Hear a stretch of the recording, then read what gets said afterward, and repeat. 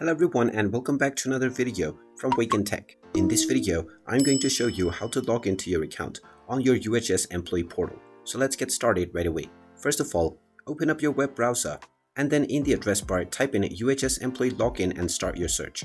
Now from the search results, click on the first link which says employee self-service.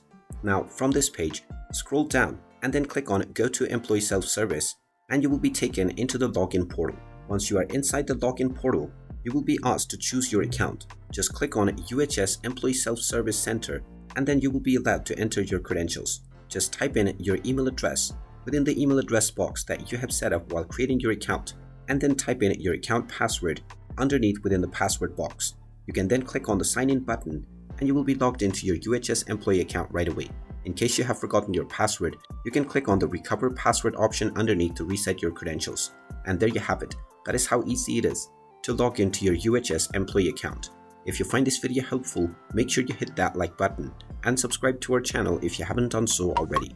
Also ring that notification bell to never miss another update from us. Thank you for watching and I will see you again in the next video.